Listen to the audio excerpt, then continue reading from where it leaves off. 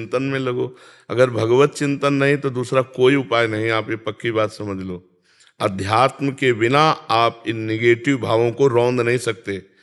आप इनको रौंदने के लिए जब नाम जप करोगे तभी, कितना भी कोई भी भारी से भारी विपत्ति, भारी से भारी समस्या, भारी से भारी निगेटिव चिंतन हम नष्ट कर सकते हैं भगवान के चिंतन के द्वारा। ध्येय मापदी, जिन चरणों का ध्यान मात्र आपदा का नाश कर देता है। हरि स्मृति सर्व विपद विमोक्षणम, भगवान का स्मरण समस्त विपत्तियों का नाश कर देता है। और जब नाम जप करते हैं तो विवेक जागृत होता है, विवेक 1 मिनट में हटा देता है। नहीं तो उसी का चिंतन, इसने क्यों कहा, कैसे कहा, अरे फिर दूसरा, फिर तीसरा, वो इतना चिंतन करते करते फिर वो डिप्रेशन में पहुंच जाता है। ये ओवर थिंकिंग रोकने के लिए नाम जप अत्यंत आवश्यक है।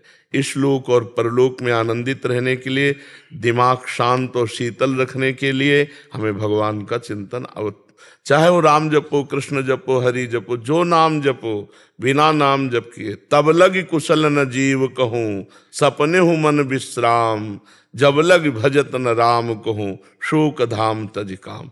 ये शोक का धाम है संसार, कामनाओं का जाल बिछा हुआ। एक बात पूरी हुई 2 खड़ी हो गई, 2 पूरी हुई 4 खड़ी हो गई, और बार बार उसी का चिंतन करते हुए हमारा जीवन व्यर्थ चला जा रहा है।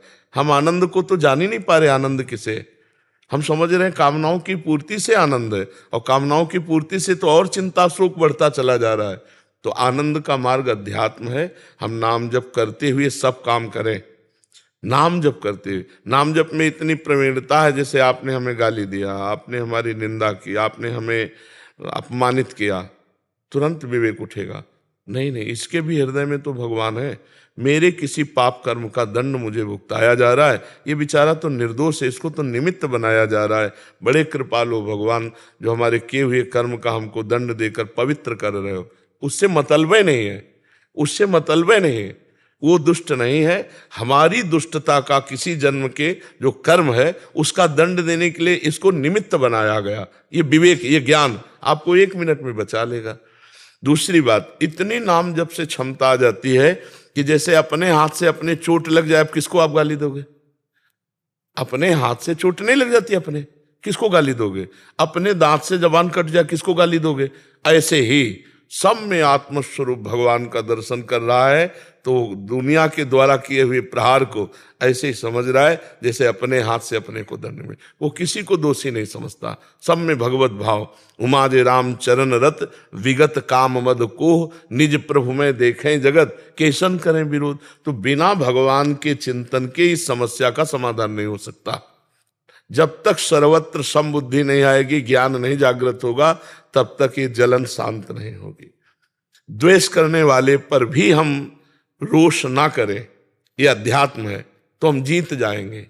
नहीं, कितना प्रपंच, जरा दिमाग को आप अपने खुद देखिए, कितना प्रपंच भरा हुआ है।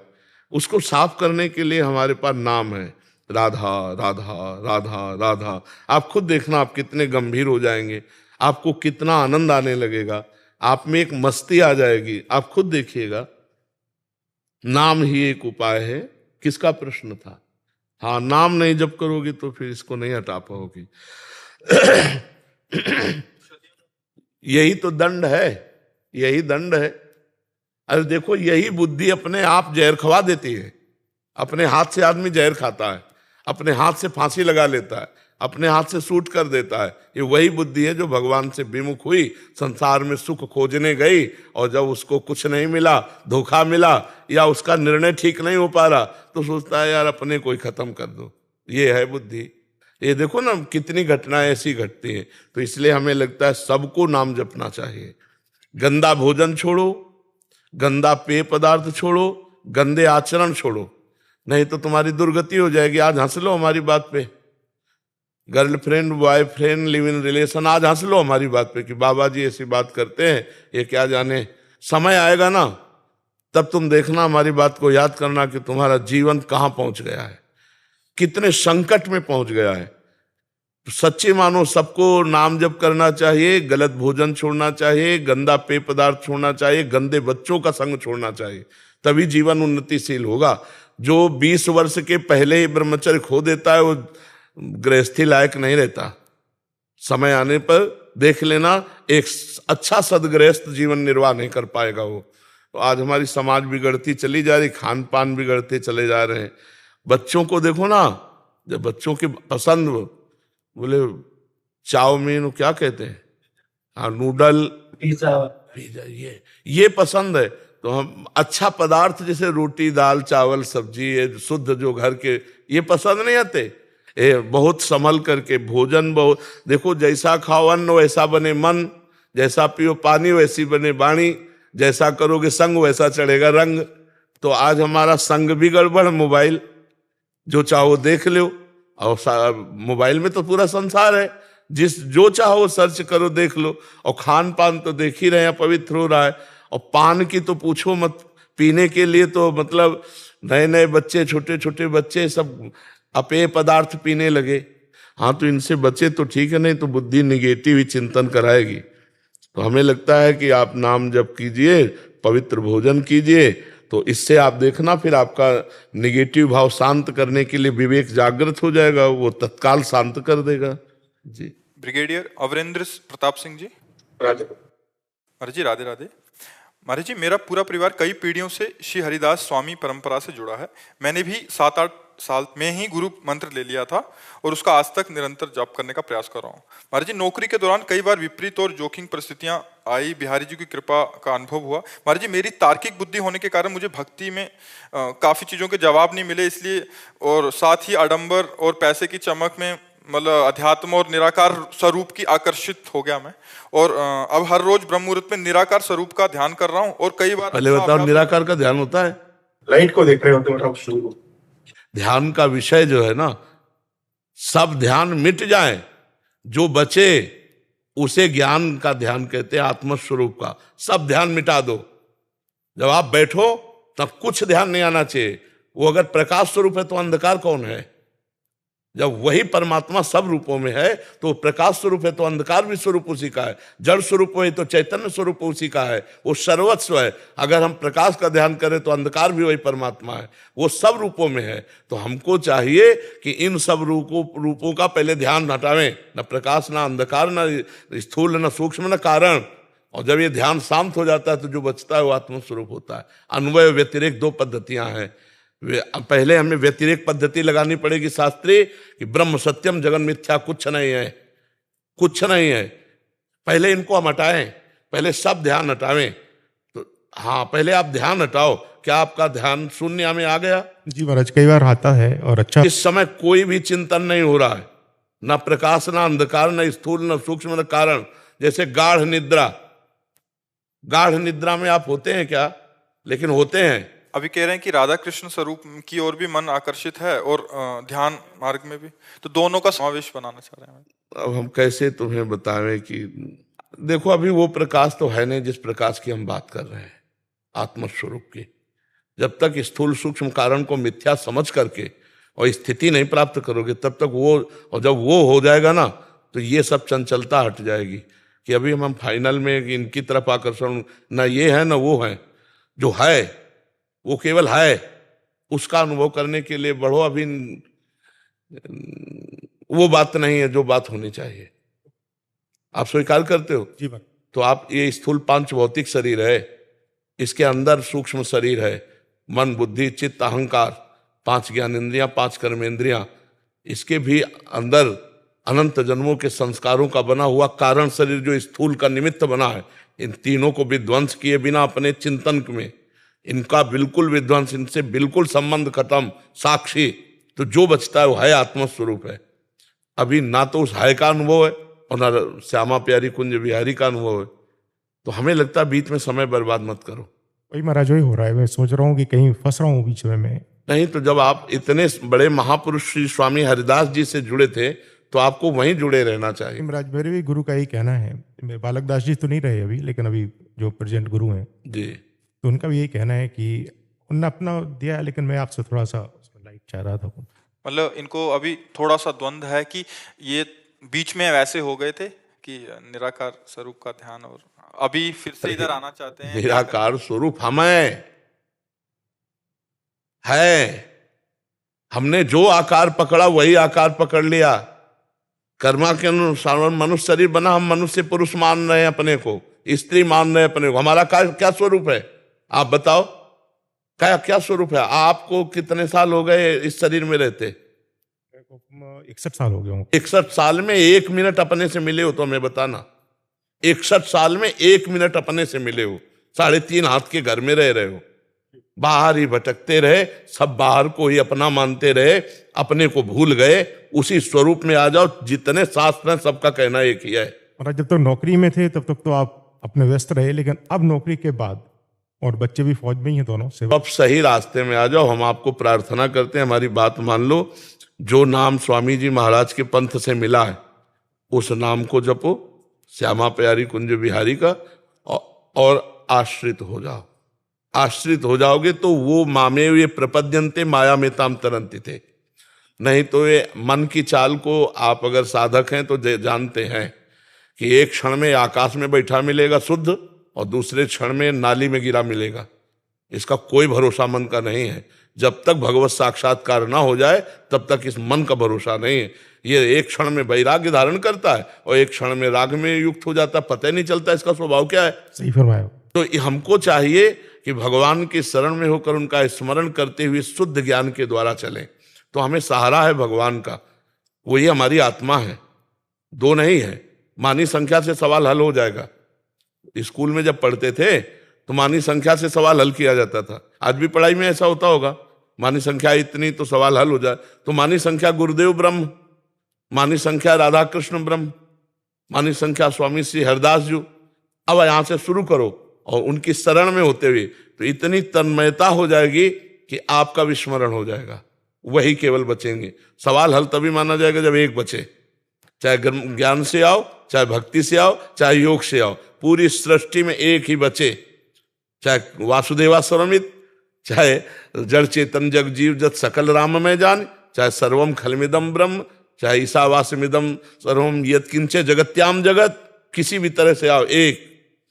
तो सही ढंग से लगो। बहुत कृपा है भगवान की कि आप परमार्थ में लगे हो, पर उसको दुचित मत रखो। दुचित कबहु परितोष न लहे। हमारा स्वरूप ही निराकार है। परमात्मा के स्वरूप की तो जाने तो हमारा स्वरूप ही निराकार है। हम जिस आकार को पकड़ते हैं उसी में बंध जाते हैं। नहीं तो हमारा स्वरूप क्या है आप कोई बतावे। सिर्फ इतना संबोधन हो सकता है, उसी को ब्रह्म को, उसी को आत्मा को, उसी को परमात्मा को, केवल संबोधन है। लेकिन है क्या? वो तो अनुभव गम में भजें जे संता, अनुभव के द्वारा आता है। वो अनिर्वचनीय वाणी से बताया नहीं जा सकता। तो हम कहते हैं कि लगो और तीव्र गति से लगो, क्योंकि पता नहीं कब श्वास अंत हो जाए। बिल्कुल महाराज, लाइफ एंड पे आ रही है, बाइंडिंग है, तो अब लगो, खूब तीव्र गति से लगो। समझ में आया? आप जी क्या कह रहे थे? मम्मी के कहने पे आज वैसे विशेष दिन है, आपकी कृपा से आज आपके दर्शन तो हुए, लेकिन आज का दिन मम्मी का है जिन्होंने मुझे जन्म दिया है, उनका जन्मदिन है। तो कल उन्होंने कहा था कि कल विशेष स्नान होता है, तो उन्होंने कहा स्नान करने जरूर जाना यमुना जी के। तो हम रात को करीबन जब वहाँ से तलहटी से आए और समय मिला तो वहाँ गए, तो वहाँ सबसे बोला कि यहाँ पे कोई सफाई भी कर रही थी अभी, यहाँ लेडी और महाराज भी हैं, सब है। तो सब कह रहे कि यहाँ तो कोई नहीं है। अब मुझे मेरी भारिया है, उनको दोनों को दर्शन हुए, कोई और भी नहीं। जैसे मेरे साथ आया है अभी हाल, उनसे बोला कि आपने देखा? बोले किसी ने देखा। हम दोनों कह रहे कि हमको तो नजर आई। तो ऐसा लगा साक्षात यमुना महारानी के दर्शन हुए कल। यहाँ तो दिव्य सहचर्या भगवान का दिव्य धाम है। यहाँ तो कुछ भी दिव्यता हो सकती है, या तो कोई आश्चर्य की बात नहीं है। ये तो बहुत दिव्य धाम है वृंदावन। यहाँ तो प्रिया प्रीतम विराजमान है, अनंत सहचर्या है। कौन सहचरी यमुना जी की सेवा में थी, कौन क्या कर रहे, पता नहीं कौन सी शक्ति कहाँ विचरण कर रही है। तो धाम है ना प्रभु का। हमारी दृष्टि हो तो हम पहचानना शुरू कर दे। जी मुकेश अग्निहोत्री जी, राधे राधे महाराज जी। महाराज जी, आप उप मुख्यमंत्री हैं हिमाचल प्रदेश के। महाराज जी, आप कह रहे हैं कि आपकी पत्नी की अकाल मृत्यु हो गई थी, बट एक दिन पहले आपसे मिलने की उनको तीव्र इच्छा थी और बहुत प्रयास भी किया, बट मिल नहीं पाए, मतलब वहीं से। महाराज जी, उनके अंतिम इच्छा को पूरी करने के लिए आप आए हैं महाराज जी। हाँ, धन्यवाद है। हमें लगता है कि एक श्रीमद् भागवत का पाठ करवा लेना, मूल संस्कृत का पाठ भागवत का करवा के संकल्प करके अपनी पत्नी को दे दीजिएगा। तो मूल संस्कृत के पाठ से क्या है कि अकाल मृत्यु में जहाँ भी जो भी गति होगी उसमें उन्नति हो जाएगी, क्योंकि भागवत इतनी समर्थ है कि धुंधकारी प्रेत बन गया था, फिर भी उसे भागवत ने भगवत स्वरूप प्रदान करके परम पद दिया। विमान आया था गोकर्ण जी के सामने, तो हमको लगता है कि तस्मात् शास्त्रम प्रमाणम थे, तो अगर उनकी इच्छा की पूर्ति तो उनकी सदगति की भी पूर्ति करवा दीजिए।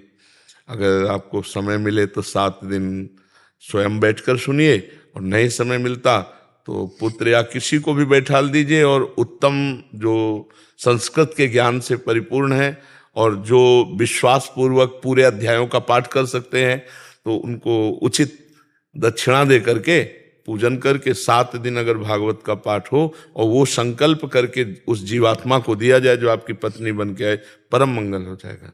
आप ऐसा कर लेना, शायद भगवान ने इसीलिए आपको भेजा होगा कि उसका मंगल हो जाए। हाँ, जीव का मंगल होना, भगवान की लीला कथा और भगवान के भक्त, यही है जहाँ से मंगल होता है। यदि भक्त मिल गए तो भगवान की लीला कथा सुनने को मिल गई तो मंगल हो गई, और भगवान का नाम, ये सब मंगलमय है। तो अनुष्ठान भागवत का करवा लीजिएगा 7 दिन के लिए, और संकल्प करके पत्नी को दे दीजिएगा। विजय उपाध्याय जी चंडीगढ़ से। महाराज जी, आपकी आज्ञानुसार श्री स्वामी राम सुखदास जी महाराज जी की गीता जी की टीका का अध्ययन का अवसर मिला। महाराज जी, उसमें एक वाक्य में कहा है, एक श्लोक के अर्थात में, कि साधक को सुख दुख का भोग नहीं करना चाहिए, प्रस्तुत सुख दुख का सदुपयोग करना चाहिए। तुम इसे समझ नहीं पा रहे क्या? सुख दुख का भोग करना मतलब सुख दुख में फंस जाना। और सुख दुख किसको प्राप्त होता है? आत्मा को थोड़ी प्राप्त होता है। ये अंतःकरण धर्म से है, ये मन को है। अगर सुख का भोग करोगे, दुख का भोग करोगे, तो इसी में फंसे रहोगे। सुख दुख से परे जो सच्चिदानंद परमेश्वर है, उसके सुख को तो पा ही नहीं पाओगे। सुख दुख 2 कर्मों के फल से आता है। पुण्य फल से सुख आता है, पाप का जो फल आता है वो दुख आता है। तो हम केवल इतना ही भोगने के लिए पैदा हुए हैं क्या? हम कोई पशु थोड़ी हैं। पशु सुख दुख केवल भोगता है। हमारे पास सुख आएगा तो हम 4 को बांट देंगे, और दुख आएगा तो गंभीर होकर के नाम स्मरण करते हुए उस पर विजय प्राप्त करेंगे। जो दुख भोगने का मतलब है उसमें लीन हो जाना। जैसे कोई पराजित हो जाता है इतना दुख में कि वो अपने शरीर को भी नष्ट करने की सोच लेता है, वो दुख का भोग करने लगा। सुख आया, इतना फूल गए, नाच रहे हैं, इतना उद्दंडता कर रहे हैं, नहीं, गंभीर रहो। सुख आया है, 4 को बांट के खाओ। दुख आया है, नाम जप करते हुए गंभीर होकर उसको पार कर जाओ। जैसे दिन है तो रात आएगी, फूलो मत। रात है तो निराश मत हो, दिन आएगा। ऐसे ही सुख दुख का चक्र चल रहा है, और आप चक्र से मुक्त होना चाहते हैं तो सुख दुख का भोग मत करो, परमात्मा स्वरूप में चित्त को लगाओ। अगर सुख दुख का भोग करोगे तो परमात्मा का चिंतन हो ही नहीं पाएगा। तो हम सुख में अगर फूलेंगे तो प्रभु को भूल जाएंगे, अभिमान आ जाएगा, मैं धनी, मैं विद्वान, मैं अमुक अमुक अमुक, नष्ट हो जाएगा। दुख में अगर हम डूबे तो प्रभु को भूल जाएंगे, हम अपने को बड़ा हे समझकर अपने जीवन को बर्बाद कर लेंगे। सुख और दुख दोनों से हम साक्षी भाव से देखें उसको। सुख आया बांट देते हैं और आनंद मगन रहते हैं, और दुख आया तो आनंद स्वरूप परमात्मा में चित्त लगाकर उसे भोग लेते हैं।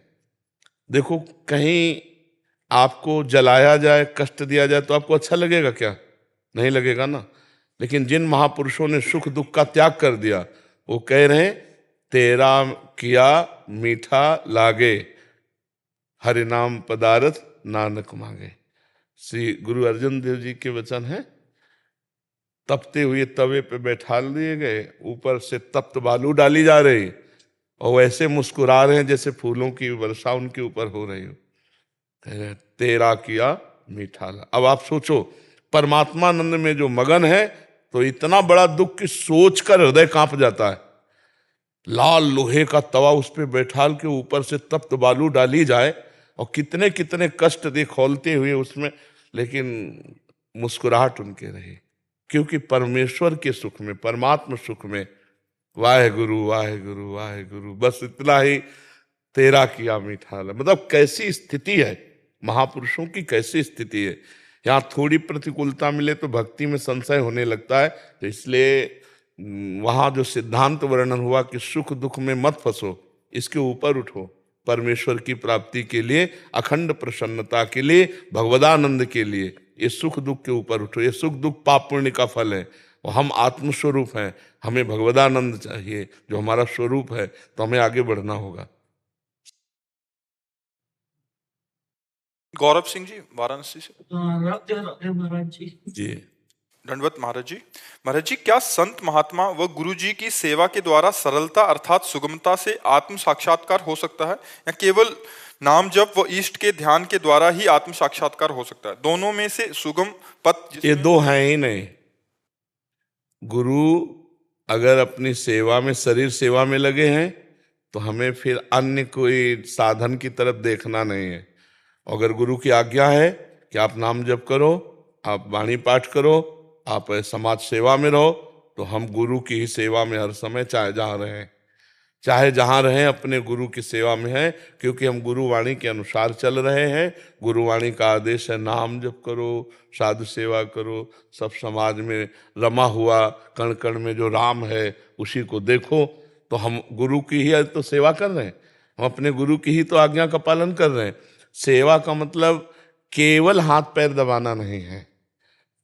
सेवा का मतलब है गुरु के वचन। अगर वो कह रहे हैं कि हमारे हाथ पैर दबाओ, तो फिर हमें और कोई भजन की जरूरत नहीं, उस समय हम उनकी आज्ञा पे तत्पर हैं।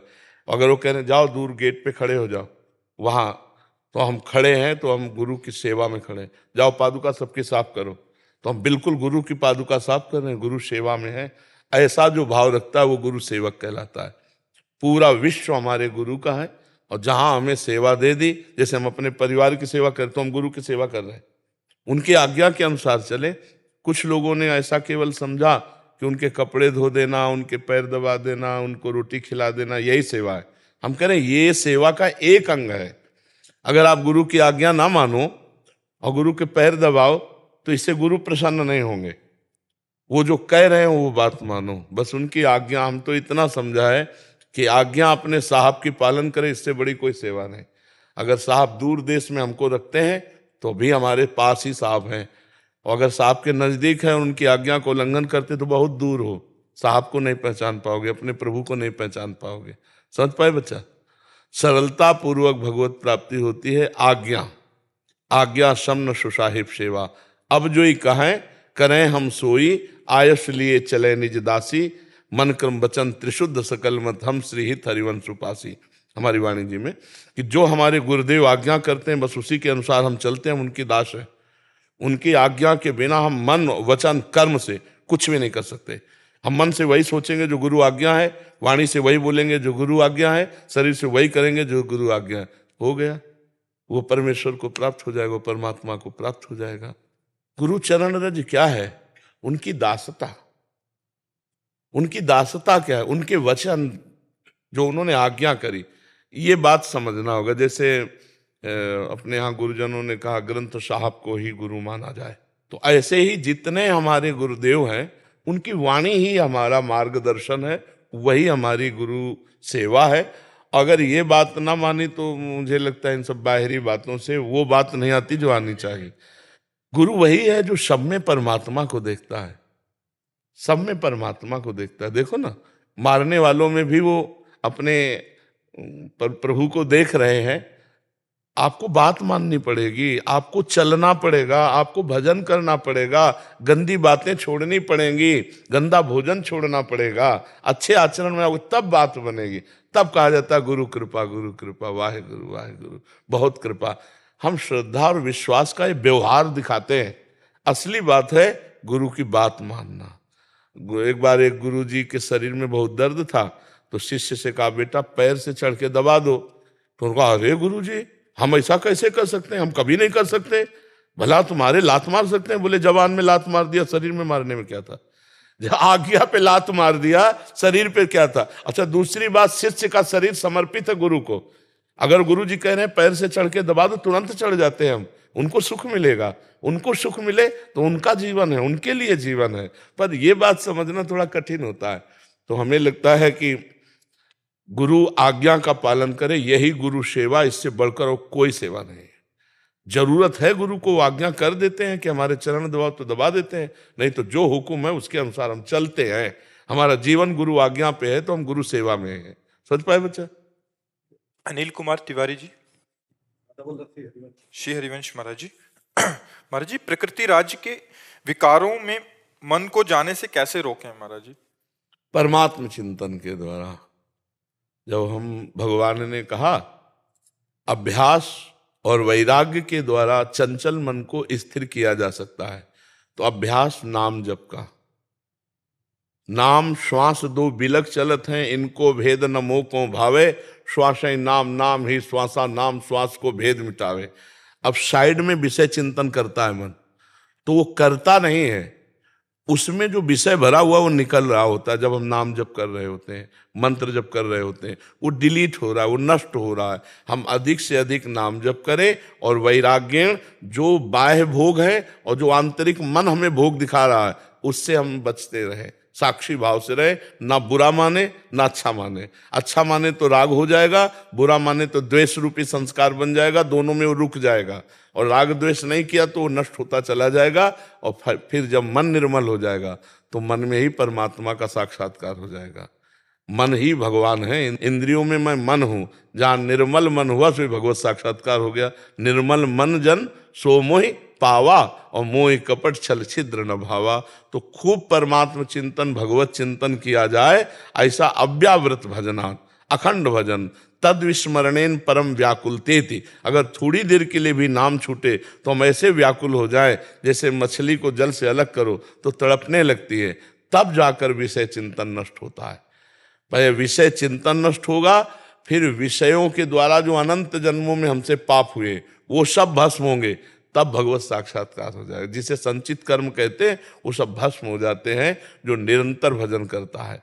नाम कीर्तन, नाम जप, गुरुवाणी का अपने अनुसरण, जो वाणी है उसका गायन श्रवण, ये सब हृदय के मल का नाश करने वाले हैं। बस निरंतरता रहनी चाहिए। सातु दीर्घ, पातंजलि जी कह रहे हैं, सातु दीर्घ काल निरंतर सत्कार सेवितो दृढ़ भूमि। दीर्घ काल, लंबे समय तक आदर के सहित निरंतर नाम जपा जाए तो दृढ़ भूमि, हृदय एकाग्र पवित्र हो जाता है और नाम स्वतः चलने लगता है। जैसे हम श्वासें चला नहीं रहे, ऐसे ही नाम उसमें श्वासों के साथ चलने लगता है, फिर वो सिद्धों की कोट में आने लगता है। पर ये है कठिन ना, नाम जप करने के लिए अंदर ही अंदर देखो तो मन में इतनी गंदगी भरी को जब निकलती तो लगता है तो पहले नहीं था। जब हम नाम जप नहीं कर रहे थे तब इतना नहीं था जितना अब नाम जप कर रहे हैं, पर उस समय समझो वो डिलीट हो रहा है, वो नष्ट हो रहा है। नाम जप करते हुए जो गंदगी बात आती है ना, वो सब नष्ट हो रही, गंदी बातें नष्ट हो रही है। तो मौका पता नहीं कब मिलेगा। गुरु नानक साहब ने बोला, पवन गुरु पानी पिता माता धरतम हत। पवन गुरु है, पानी पिता है, धरती हमारी माता है। जी जी। पर हम इसको इतना विशैल कर चुके हैं। मैं तो पंजाब से आया हूँ जी, वो हमारी तो पंजाब की धरती में बड़ा अच्छा था, पर अब माहौल इतना जहरीला हो गया है जी। इसके बारे में हम मार्गदर्शन करें। इसमें क्या है कि हम इतने वासनाओं से युक्त हो गए कि हम प्रकृति को दूषित करने लगे हैं। अपनी वासनाओं के खेल से ही ये सब प्रकृति दूषित हो रही। जहां देखो रुपए के लोभ से वृक्षों को काटा जा रहा है। जो ऑक्सीजन देते हैं, कार्बन ऑक्साइड लेते हैं, वो वृक्ष ही नहीं रहेंगे तो प्रदूषण बढ़ेगा कि नहीं बढ़ेगा? अच्छा, हम जब आपको अभी यहाँ के 26-27 वर्ष पहले कह रहे, वृंदावन में 2-4 गाड़ी दिन में आ जाए तो आ जाए, नहीं यहाँ गाड़ियां नहीं आती थी। अब यहाँ कदम रखने की जगह नहीं रहेगी, इतनी तो गाड़ियां चल रहे हैं कि जब हम यहाँ वृंदावन पहली बार आए थे तो यमुना जल पीते थे कमंडल से। हमारी नदियां दूषित हो गई, हमारा वायुमंडल दूषित हो गया, हमारा भोजन दूषित हो गया। शुद्ध गाय के दूध का, या जो गांव में जैसे मठा बनता ना, और शुद्ध बिना खाद की अनाज की रोटी, तो वैसे ही मतलब अब आप देखो इतना केमिकल कीड़ा नष्ट करने के लिए और उसको अधिक अन्न उपजाने के लिए इतना डाला जाता, अन्न दूषित हो गया। लोग पैसे के लोभ से दूध को दूषित कर दिए। इतना लोभ, इतनी वासनाएं बढ़ गई, ऐसे पूरा वातावरण दूषित हो रहा है। और केवल प्रकृति दूषित नहीं हो रही, पुरुष भी दूषित हो रहा है। आप देखो गंदी गंदी बातें हृदय में ही रात दिन चलती रहती हैं। भगवान का चिंतन, अध्यात्म का चिंतन, ये नहीं, कहीं देश के लिए, या अपने समाज के लिए या अपने परिवार के लिए, अपने गांव के लिए समर्पण की वृत्ति का चिंतन तो होता नहीं, तो इसलिए पूरा वातावरण बिगड़ता चला जाए। आप देखना कुछ दिन के बाद खेती से अन्न उपजना मुश्किल हो जाएगा। ये जो आप केमिकल डाल रहे हैं, जो खादें डाल रहे हैं, ये धीरे धीरे उसकी जो शक्ति है उसको छीण कर रहे हैं। क्योंकि जैसे उपजाऊ भूमि में 15 मन गेहूं होता था, स्वतः गाय का गोबर डालकर ऐसे बनाने, आज 50 मन हो रहा है। तो गेहूं तो बहुत बढ़ रहा है, लेकिन वो शक्तिहीन है। उसमें केमिकल के अन्न का प्रभाव जो है ना, वो उससे दूषित हो गया है और भूमि दूषित होती जा रही। आप खाद डालते रहो, फिर वो खेत जो है जिस दिन अपनी शक्ति खो देगा तो उसमें अन्न उपजाना मुश्किल। और देखो प्रकृति कितना सब वस्तुएं गुप्त करती चली जा रही। आम के बगीचे थे, आपके खेत नहीं है, आपके पेड़ नहीं, लेकिन आप 10-20 किलो आम ला सकते हैं, ऐसे बगीचे थे। देहात की बात कह रहा हूं, एक पेड़ नहीं रह गया। कुछ लोभ से लोगों ने, और कुछ प्रकृति का ऐसा हुआ कि बड़े बड़े पेड़ सब सूख गए। तो अब ये वायुमंडल हमारे द्वारा ही नष्ट किया गया है, हमारे द्वारा ही दूषित किया जा रहा है। अब भगवान बुद्ध सद्बुद्धि दे तो बिना वृक्षों के, आपको हम कह रहे हैं हमारा जीवन अधूरा है। उसी से वर्षा होती, उसी से हमारा जीवन। और अब सब जगह वृक्ष काटे जा रहे हैं, सब जगह ऐसे ऐसे वृक्ष काटे जा रहे हैं, बड़े बड़े जो शुद्ध ऑक्सीजन देते हैं, जैसे पीपल है, वटवृक्ष है, नीम है, ये बहुत आवश्यक वृक्ष हैं, अपने बीच में होने चाहिए। तो अब इसके लिए भगवान ही सद्बुद्धि दे तो हो सकता है, नहीं ऐसे कितना कर सकते हो। बड़े बड़े नाले यमुना जी में गिर रहे हैं, पूरी मतलब आप देख लो तो आपको लगेगा कैसे हमारी नदियां पवित्र हों। जैसे गंगा है, यमुना है, ये तो पावन नदी हैं, और वो स्वभाव में अपने परम पवित्र, इसलिए भक्त लोग आज भी सेवन कर रहे हैं। लेकिन जगह जगह नाले सब उन्हीं में गिर रहे हैं, और बड़े बड़े अनुष्ठान किए गए कि यमुना जी शुद्ध हों। जब तक हम लोग खुद तैयार नहीं होंगे और थोड़ा सहयोग मिले सरकार का, ऐसे सब लोग वृक्ष, एक परिवार का अगर एक वृक्ष लगावे तो हमारी, लेकिन परिवार पूर्वजों के लगे हुए वृक्षों के नगद पैसे मिल रहे हैं, तो कटवा के शराब पी रहे हैं, वृक्ष कहाँ से लगाएंगे। खान पान बिगड़ रहा है, अर्थ लोलुपता बढ़ रही है। तो हम तो भगवान ही से प्रार्थना कर सकते हैं कि हमारे देशवासियों की बुद्धि बदले तो प्रकृति शुद्ध हो। क्यों, और क्या उपाय हो सकता है? नहीं ठीक है जी, आपका हमें शुद्ध बुद्धि मिलेगी। हाँ, हमारी द्वारा जो प्रकृति की इस शोभा को, शांति को, सुख को नष्ट किया जाता है, ये हम ही लोग सुधारें उसको। हम ही लोग सुधारें तभी सुधर पाएगा, और हम लोगों को सुधारेंगे भगवान वही सद्बुद्धि प्रदान करे जी। आनंद कुमार गुप्ता जी। राधा राधा जी। गुरुदेव, आपके चरणों में कोटि कोटि प्रणाम। गुरुदेव, हमने आपके प्रवचनों में सुना है कि जो साधक जीवन भर भगवान का नाम लेता है, उसके जीवन के अंत समय में मुख से प्रभु का नाम निकलता है। ये प्रश्न मेरी माता जी से संबंधित है। उनकी आयु 78 वर्ष की हो चुकी है। वे एक धर्म परायण पूजा पाठ ही महिला रही हैं। महाराज जी कह रहे हैं कि उन्होंने सारे ग्रंथों का और धामों का यात्रा किया, ये पाठ किया, वो पाठ किया। महाराज जी अब कह रहे हैं कि अभी उनकी उम्र 78 वर्ष हो गई है, बट उनसे अभी कुछ नहीं बन पा रहा। महाराज जी, वो अगर हम पूछते भी हैं कि आप क्यों नहीं कर रहे, महाराज जी इस समय में उनका सब कुछ छूट गया। महाराज जी पूरी उम्र भर तो किया, बट हाँ देखो, हाँ एक बात समझो, 2 डिपार्टमेंट है, एक है पुण्य और एक है भगवान का आश्रय लेकर भजन करना। पुण्य आदि की भावना से तीर्थों में जाना, धर्म भावना से पाठ कर लेना, दान पुण्य कर लेना, जल चढ़ा देना, आरती पूजा, एक धर्म है। लेकिन आर्त भाव से भगवान की शरण होकर उनका भजन करना, अगर वो किए होती तो इस समय गाढ़ अवस्था भजन की होती। भगवान के सिवा कुछ नहीं। हम सुबह खड़े होते हैं, उनको जानते हैं, 85 वर्ष की होंगी, रोज दर्शन करने आती। जब 2 बजे रात के आते हैं ना, तो हम खड़े होकर उनको प्रणाम करते हैं, रुक करके उनको प्रणाम। हर समय नाम चल रहा है, 85 वर्ष के। तो क्या हुआ, हम लोग दान पुण्य इनको या पाठ आदि को या तीर्थ अवगाहन को हम ऐसा मान लेते हैं कि भगवान की बहुत बड़ी भक्ति है। प्राय लोग, अरे बड़े भगत हैं, रोज गंगा नहाने जाते हैं, बड़े भगत हैं, बद्री नारायण होया है। एक गांव की बात, बद्री नारायण गए लेकिन हृदय से कभी नारायण की शरण नहीं हुए, तो उनका शुभ कर्म बनेगा ना कि भजन बनेगा। शुभ कर्म और भजन में अंतर है। फावड़ा चलाना भी भजन हो जाएगा, व्यापार करना भी भजन हो जाएगा जब हम भगवान की शरण में होकर अंदर से, और हम निरंतर भगवान के नाम में डूबे हैं। तो वो अभ्यास कहाँ जाएगा? इसी समय के लिए तो है कि मानो हमारी ऐसी स्थिति आ गई कि हम मूर्छा में हो गए, या मृत्यु जनित कष्ट, बहुत दुख है बीमारी में, अब बुद्धि उसमें शिथिल हो रही, तो उसमें नाम चलेगा, क्योंकि जीवन भर नाम जप किया है तो नाम चलेगा। अब जैसे इस तरह के भागवतिक कार्य हैं, इन कार्यों से अगला जन्म मिलेगा और फिर शुद्ध भक्ति का संस्कार आएगा, तब वो भगवान की प्राप्ति होती है। या अंतिम समय कोई याद दिला दे कि राम राम कहो, राधा राधा कहो, और वो कह भी नहीं पा रहे लेकिन कान में सुनाई दे रहा, तो काम बन जाएगा। अभी आपके ऊपर है। नहीं गुरुजी, हम तो पूरा प्रयास कर रहे हैं, लेकिन अभी उनका ये 6 महीने से ऐसा हुआ है। देखो, अनंत जन्मों के संस्कार भगवान केवल टीवी देखती हैं वो। बहुत बिगड़ गया मामला। वो केवल पुण्य आदि था, वो भगवान की शरणागति नहीं था। अब सोचो, टीवी देखने का मन बुढ़ापे में, अरे जाना है भैया भगवान के यहाँ जाना, तो प्रपंच झूठा, झूठे पे झूठा। टीवी क्या है?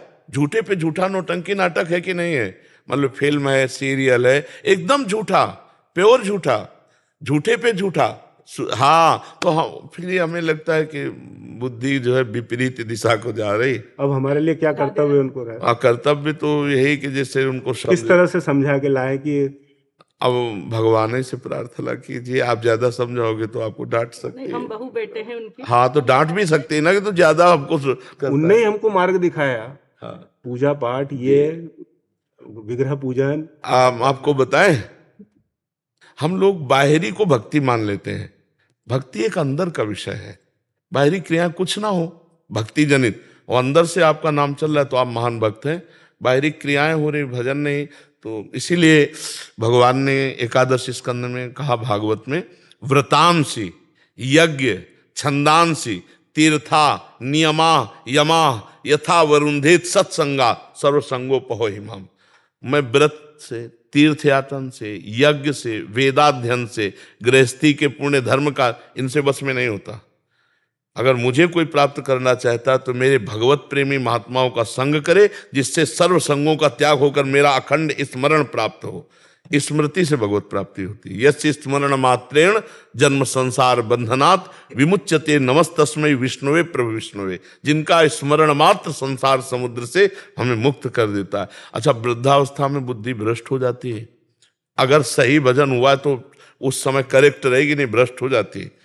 तो अब देखो आ गई ना अंतिम फाइनल, और टीवी अच्छी लग रही, इसका मतलब बुद्धि निगेटिव परमार्थ से, नहीं तो साधना में ये सब नहीं अच्छा लगा। अब तो केवल यही होना चाहिए कि भगवान की कथा आपसे कह सुनाओ, भगवान की कथा सुना रहे हैं, बैठे हैं, नाम जप कर रहे हैं, भगवान की आरती पूजा भोग जो बना, नहीं तो नाम जप कर रहे हैं। नाम जप में तो अगर जीवन भर भजन किया है तो फिर भजन ये माला करी उन्होंने, सब कुछ किया। हम देखो, एक प्रकार की माला ऐसे भी होती है कि माला चल रही और मन कहीं और चल रहा है, बातें हो रही और माला भी चल रही। ये आश्रय की बात कह रहे हो, आश्रित से हाँ सारा काम बनता है।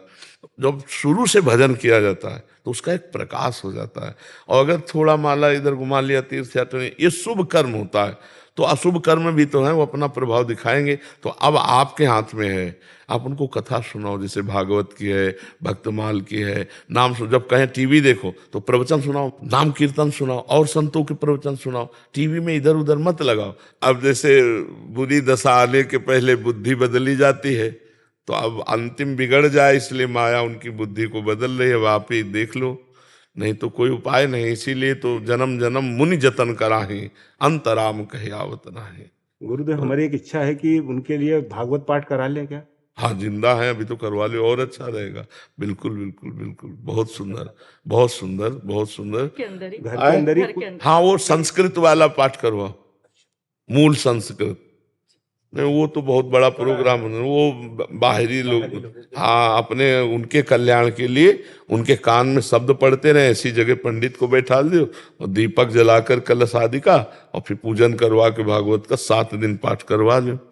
7 दिन ऐसे तो उन्होंने जीवन में भागवत कम से कम 50 बार। हाँ, देखो, हम यही बात कहते हैं कि हृदय समर्पित कहाँ है?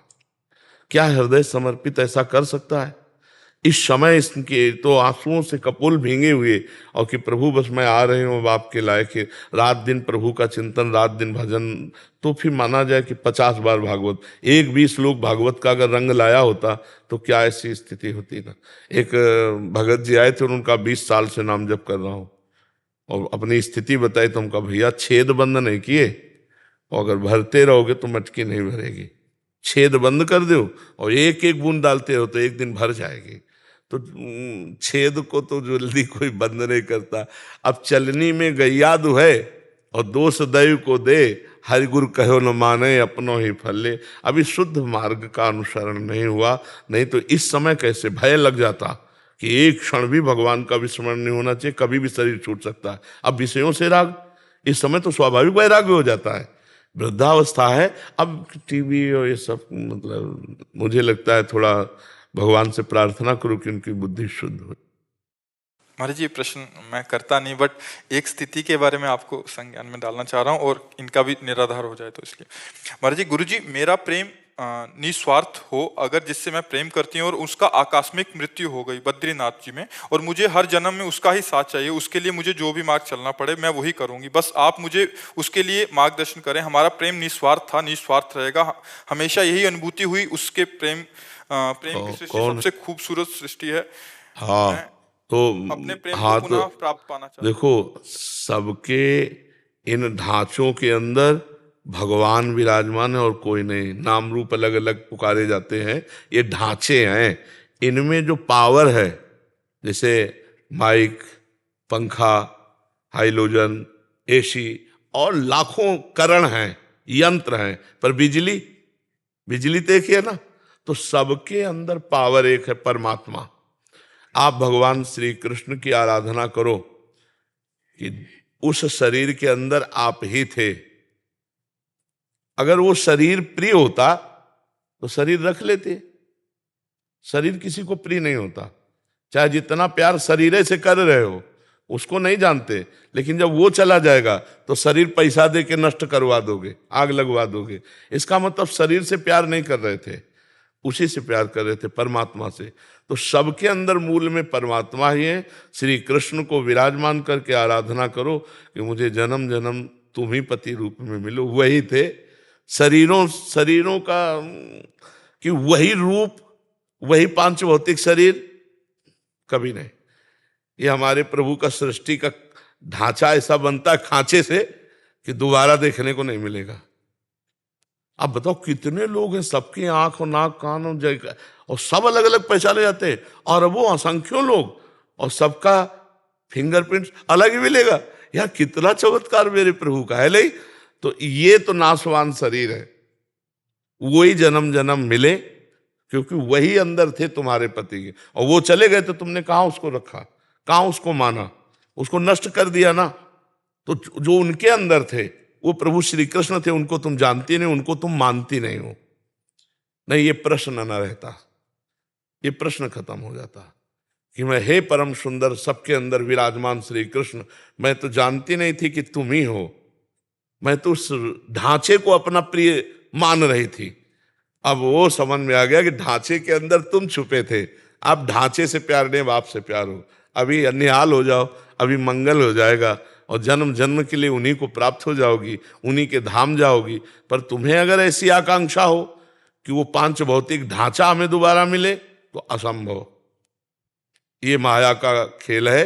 एक बार गर्त में गिरा दिया तो दोबारा खाक में मिलने के बाद वो रूप नहीं मिलेगा, वो फिंगरप्रिंट से नहीं मिलेगा। और वो जीवात्मा जो परमात्मा स्वरूप है, वो मिल भी जाए तो तुम्हें किसी भी तरह से प्यार नहीं करेगा। ये केवल ढांचे का होता है प्यार। जैसे माता पिता हमारे मर गए, अब वो कहीं ना कहीं तो लीला में है भगवान की, उनको हमारी स्मृति नहीं, केवल स्मृति। जैसे पूर्व जन्म में अपने लोग तो आए ही हैं, हमारा तो जन्म कोई पहली बार थोड़ी हुआ है। पूर्व में जैसे छोटा बच्चा है तो आप माँ जब दुग्ध लगाती है तो पीने लगता है ना, किसने सिखाया? पूर्व का अभ्यास है, ऐसे करो, वो रोने लगेगा। मतलब ये ज्ञान पूर्व का है ना उसको।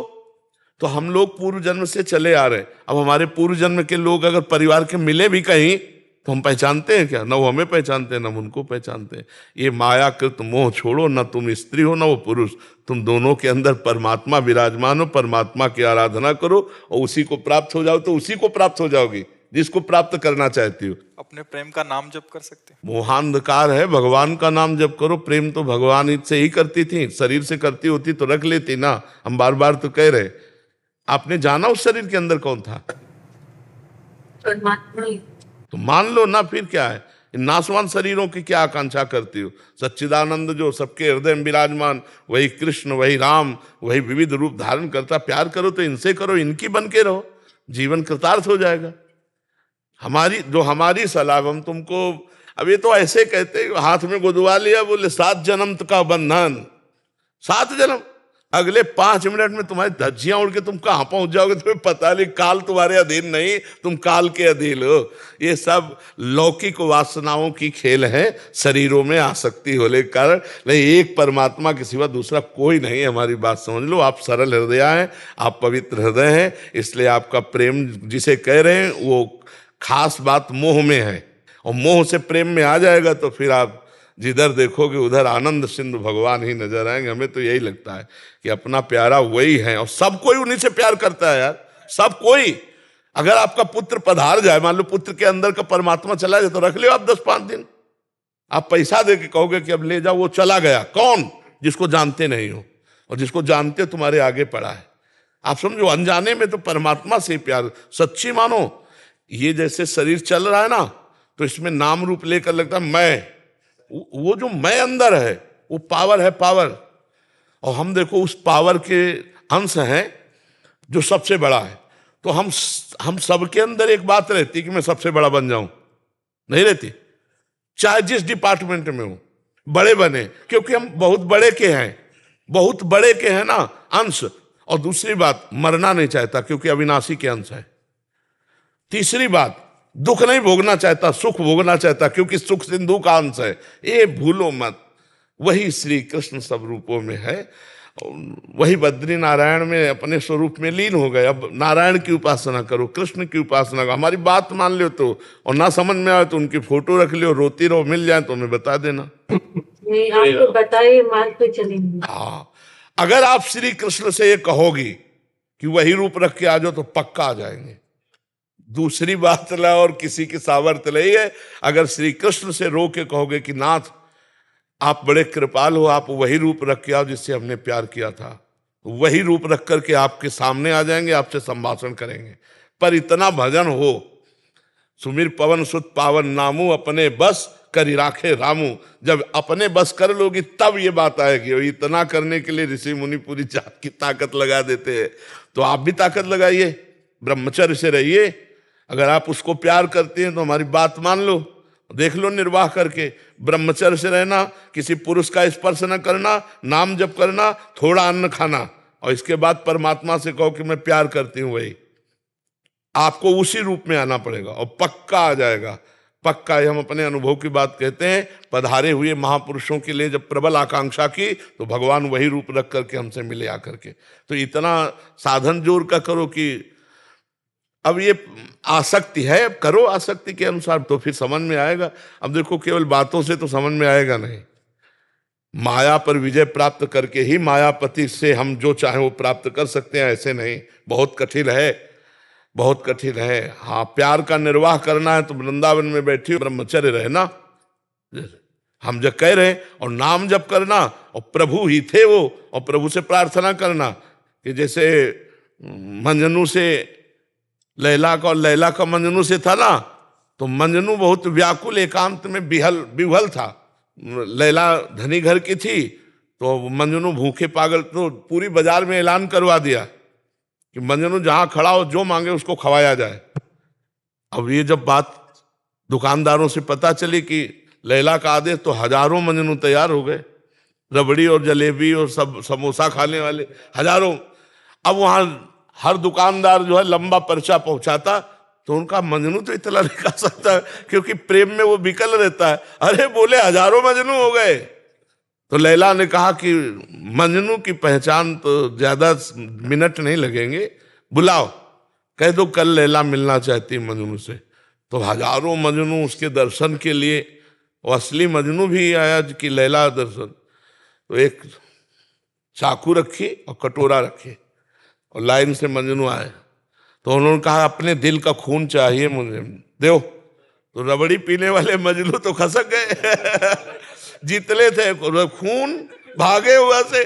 और जब असली मजनू आया तो उन्होंने, लैला सामने नहीं थी, लैला का संदेश था कि अगर तुम मजनू हो तो हमें अपने दिल का खून दो। तो ऐसे उठाया और ऐसे सोई पकड़ लिया कि असली मजनू, खून देने वाला तो असली मजनू कोई बिरला ही होता है, रबड़ी रसगुल्ला खाने वाले मजनू तो बहुत होते हैं।